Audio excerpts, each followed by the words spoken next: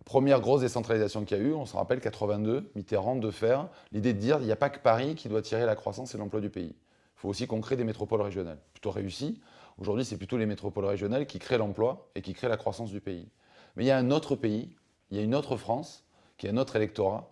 Moi, je vois par exemple entre la métropole Aix-Marseille et la métropole Montpellier, il y a 1 300 000 habitants. Et aujourd'hui, ces talents-là ont tendance à être vampirisés par les métropoles. Mais toi, t'es bon, tu vas créer ta start-up à Marseille. Mais toi, tu es une bonne infirmière, va plutôt à l'hôpital à Montpellier, etc., etc. Et ça crée dans ces territoires-là beaucoup de déshérence et beaucoup de ressentiment. Donc on veut une deuxième décentralisation, une nouvelle décentralisation, à partir de ces métropoles régionales sur les territoires qu'on peut appeler intermédiaires, qui sont autant la ruralité que les villes moyennes, qui souvent sont constituées en communautés de communes.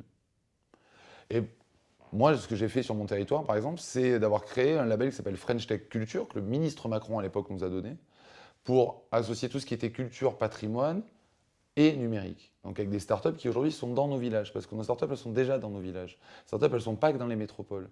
Donc bien sûr qu'il faut de la connexion, qu'il faut de la fibre, mais aujourd'hui, elles sont déjà là. Et donc, on veut aujourd'hui que les communautés de communes puissent s'associer, contractualiser entre elles, pas seulement contractualiser avec l'État, mais contractualiser entre elles sur des secteurs particuliers, comme nous a demandé de le faire le président Macron lors de la première conférence nationale des territoires. Des secteurs, c'est-à-dire Rouen, par exemple, là, est devenu le laboratoire vivant de la voiture autonome. Donc nous sommes en Provence, le laboratoire vivant de la culture et du numérique. Mais demain, ça peut être des territoires très peu peuplés, qui pourraient devenir le Living Lab, laboratoire vivant de la télémédecine, par exemple. Et des entreprises du monde entier viendraient prototyper ici. Ce qui se passe pour nous, par exemple, dans des entreprises qui viennent de Taïwan, du Mexique, de San Francisco, de Paris, de Marseille, parce qu'on a un palais des papes, parce qu'on a les arènes de Nîmes, parce qu'on a les corrigies d'Orange, etc., etc. Se servir des atouts du territoire pour redécentraliser, redéconcentrer à nouveau. Et aussi, ça permettra de résoudre quelques problèmes écologiques qui sont souvent liés à la concentration humaine dans les métropoles.